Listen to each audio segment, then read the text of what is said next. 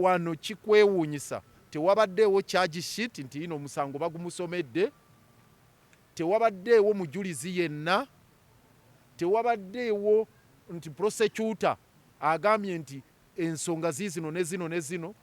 Bakoze kye bayise okurepinga ssemateeka, bagidifayirinze.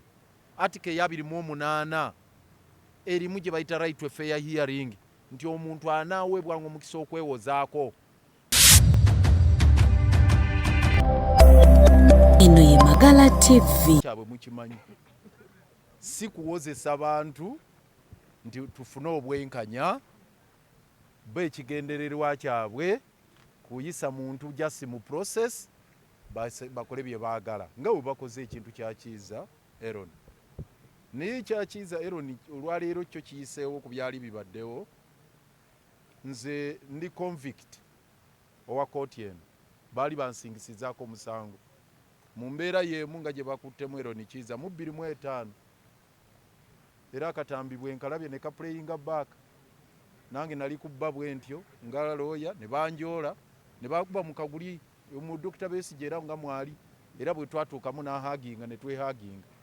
Naye ekyenjawulo ekyaliwo basooka ne bazza wali Dr. Besigye ne bamuyimiriza mu kaguli ebbali, nze n'alaka General Eri Tumwine n'atukolera charge sheet n'agisomaawo eya contempt of court.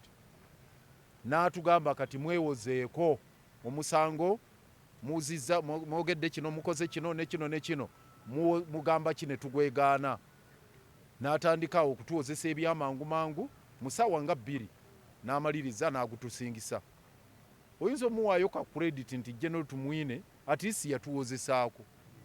Naye wano kikwewuunyisa tewabaddeewo charge sheet nti ino omusango bagumusomedde, tewabaddeewo mujulizi yenna, tewabaddeewo nti prosecutor agambye nti ensonga ziizino ne zino ne zino, tewabaddeewo nakumugamba nti bwe Kiiza Aaron Kiiza omusango guno ogukkiriza oba togukkiriza.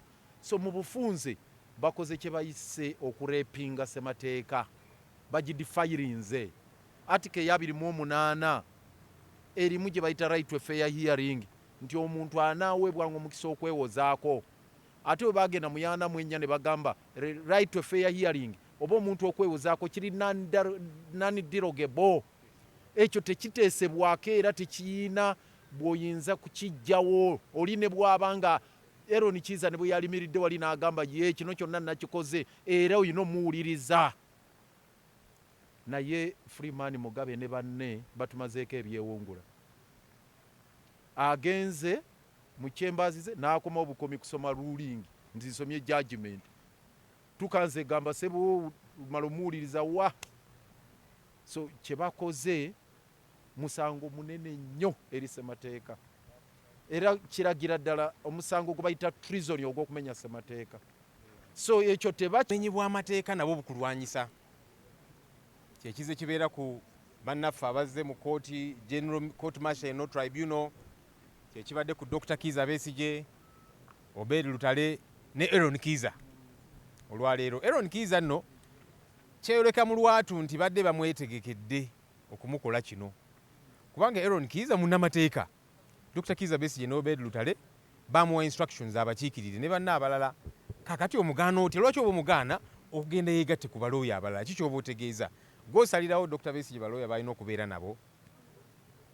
Ate munnange n'ensonga eno eya contempt of court, okumanya nga abantu bano tebagoberera amateeka, olaba ne mu civil courts eyo contempt of court bayinza okugamba nti kale oyo mutuuze wali okumala essaawa eziwera n'olunaku teruyita telusukka, naye kati bamusibye emyezi 9. Ekyo kyali kibaddewa bumenyi bw'amateeka, kikolebwa wano wokka mu General Court Martial waliwo n'omulago baali bakikozeeko. Ino ye Magala TV, okumanya we kutandikira.